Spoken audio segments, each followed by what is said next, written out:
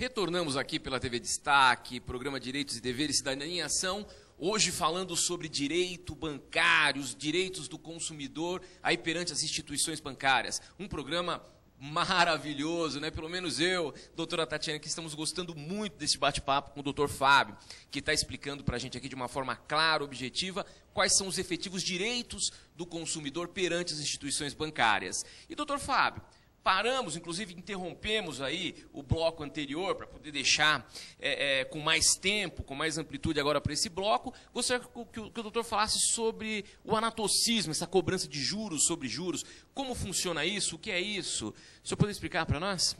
Claro.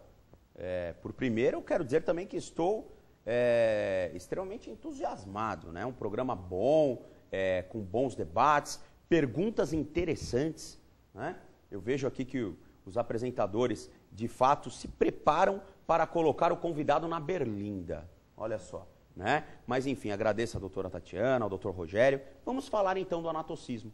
O que é anatocismo? Pois bem, anatocismo é a cobrança de juros sobre juros. Ou seja, tecnicamente, o ideal é que o banco pegue a quantia em dinheiro. Esta minha mão aqui, esquerda, representa o dinheiro que se obteve com o banco. E esta minha mão direita representa a forma de pagamento dos juros. Como que deveria ser? Então, suponhamos que o banco te cobre 2% de juros sobre o valor emprestado. Pois bem, este valor tem que incidir sobre o valor do capital emprestado, pago, amortiza-se e depois incide juros sobre capital amortizado. Ou seja, a dívida vai reduzindo conforme você vai pagando os juros, que é o que nós conhecemos como juros simples. O problema é que os bancos utilizam uma fórmula matemática que, fórmula esta, aparentemente existe em todas as composições de amortização de dívida, salvo uma única, segundo os peritos dizem, os economistas e os contadores, que é um método chamado de Gauss. Então vejam, é muito técnico, você não precisa saber disso, mas o seu advogado e o seu assistente técnico com certeza sabem o que eu estou dizendo. O método Gauss, no Brasil, é o único que possibilita ao banco cobrar os juros devidos, previstos no contrato, mas sem lesar o consumidor em pagar juros em cima de juros. Porque o que os bancos fazem? Eles pegam os juros, colocam no capital que você pegou e te cobram juros. Aí eles pegam os juros, colocam no capital que você emprestou, que você pegou emprestado e te cobram juros. Veja que você está pagando juros em cima de juros e pouco amortizando a dívida que efetivamente você tem. Então, é como se eu tivesse uma argila nesta mão e eu não consigo retirar desta argila os pedaços para desprezar, porque eu não a desejo mais. Isso que é anatocismo. Agora, o problema é o seguinte, os bancos podem praticá-lo? Pois bem, desde 1933, o Brasil tem um decreto, que é o que nós conhecemos como Decreto-Lei, de número 22626. Este decreto, no seu artigo 4º, diz o seguinte: é vedada a cobrança de juros sobre juros. Ou seja, ele proíbe o anatocismo. Para quem? Para todos. Todos nós. Eu, os senhores, ninguém pode cobrar juros sobre juros. E depois nós temos a Constituição Federal de 88. E aí ficou a dúvida. Será que a Constituição mais nova recepcionou este decreto de 33? Bom, o Supremo Tribunal Federal entende que sim. Tanto que editou a súmula número 121. Súmula número 121 do Supremo Tribunal Federal. O que diz essa súmula? Ora, ela diz o seguinte: é vedada a cobrança de juros sobre juros. Portanto, outra interpretação não há, senão a de que os bancos não podem cobrar juros sobre juros. Mas existe uma outra súmula, doutor Rogério, doutora Tatiana, uma outra súmula mais recente, que é a súmula número 596, também do Supremo Tribunal Federal. O que diz a súmula 596? Pois bem, um absurdo, a meu ver, mas ela diz o seguinte: ninguém pode cobrar juros sobre juros, salvo o banco. Banco pode. Então está escrito lá o seguinte: as disposições do decreto 22626 não se aplicam, ou seja, isso não vale para as instituições financeiras públicas ou privadas que integrem o sistema financeiro nacional. Todos os bancos do Brasil, em regra, de acordo com esta súmula, não estão sujeitos à lei de usura. Mas eu tenho uma dica, se é que eu posso dar ao nosso telespectador, ao advogado que está nos assistindo. Mesmo com esta súmula, é possível que se retire o anatocismo do contrato. Qual é a dica? Direito do consumidor. Porque o mesmo STF que editou essa súmula disse que se aplica aos bancos o Código de Defesa do Consumidor, Lei 8.078/90. Esta lei se aplica aos bancos. E um dos direitos básicos do consumidor está lá no artigo 6º do Código. São direitos básicos do consumidor. É o direito à informação. Ou seja, ele precisa ser informado claramente todos os meandros que norteiam o contrato de financiamento que ele está celebrando.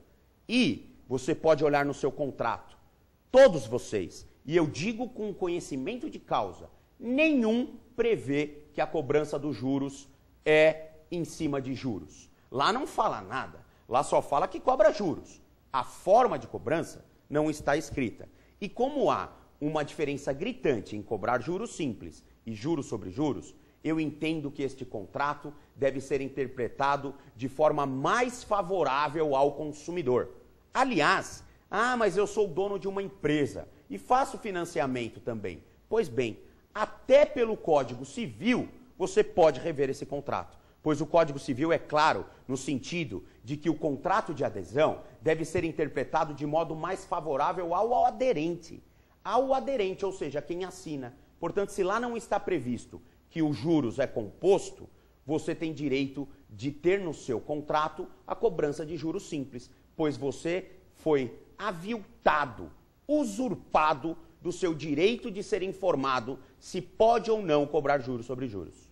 Doutor Fábio, é interessante essa parte que você está falando com relação aos juros compostos, aos juros simples, e que tem que prevalecer a forma mais favorável ao contratante, ao aderente e a quem assinou esse contrato.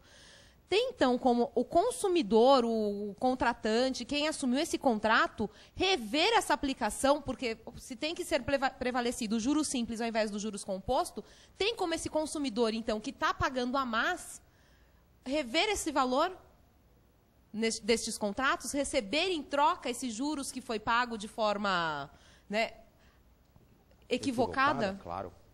Claro que sim, doutora Tatiana. Veja, a diferença, para que você tenha uma ideia, é a seguinte: se a sua parcela é de R$700, você com certeza paga juros compostos. E eu falo isso porque todos os bancos cobram juros sobre juros. Porque eles adotam um método chamado de price, que é um método francês, cuja equação matemática faz com que haja juros sobre juros. Então, todos os bancos utilizam esse método francês de amortização da dívida, conhecido como price. O único que possibilita a cobrança de juros simples, como eu disse aqui ainda no nosso programa, é o método Gauss. Então, qual é a estratégia do consumidor para reduzir a parcela? Se a sua parcela é de R$700, com price, se você conseguir mudar, ou melhor dizendo, alterar o método para Gauss, mesmo mantendo a taxa de juros, já que nós não temos aqui no Brasil uma política jurídica, digamos que pontual, se pode ou não controlar os juros bancários, o fato é o seguinte: cobre então os seus juros, mas amortize a dívida com os juros simples. Porque a diferença dessa parcela de R$700, se for cobrado de forma simples, ela pode ser reduzida de 20%, 30% ou até 40%. Ou seja, você paga 30% na média a mais do que deveria pagar. E isso faz, obviamente, com que, se você tiver um bom advogado e conseguir alterar este método de financiamento, com que você receba a diferença, porque tecnicamente você pagou indevidamente. Doutor Fábio, eu fiz em 40 parcelas, já paguei 20. Como fica a minha situação? A situação é o seguinte, as 20 que você já pagou, se o juiz autorizar a aplicação do método Gauss, no que toca essas 20, você terá que ser restituído da diferença. Ou seja, uma média de 30% de cada parcela. Agora, um detalhe, se o banco a cobrou, ele a cobrou indevidamente, pois, tecnicamente, isso não está previsto no contrato. Lembra do seu direito à informação, que foi violado?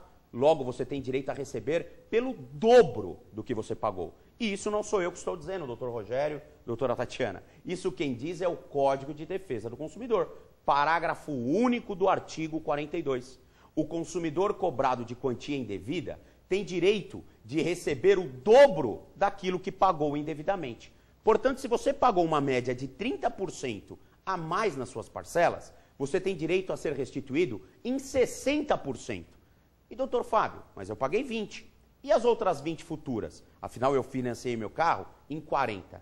Essas 20 futuras terão que observar a nova regra. Ou seja, você vai pagar corretamente com este deságio de 30% da sua parcela. Agora, é importante que você só faça isso se tiver uma ordem judicial. E essa ordem judicial tem que ser conquistada pelo seu advogado, aquele profissional de confiança que você vai depositar a sua causa em juízo. Doutor Fábio, infelizmente, digo isso com muito pesar mesmo, nosso tempo está esgotado, a gente tem que cumprir aqui a questão do tempo, mas eu agradeço de coração, foi um imenso prazer estar aqui com o doutor Fábio Castro, esclarecendo tudo que foi esclarecido hoje em questão aí da questão do consumidor perante a instituição bancária. Agradeço de coração, principalmente porque é minha estreia, né, e ele veio aqui prestigiar. Agradeço mesmo, doutora Tatiana, também agradeço a presença e todos os trabalhos realizados hoje. Doutor Rogério, doutor Fábio Cárceres, foi um prazer enorme.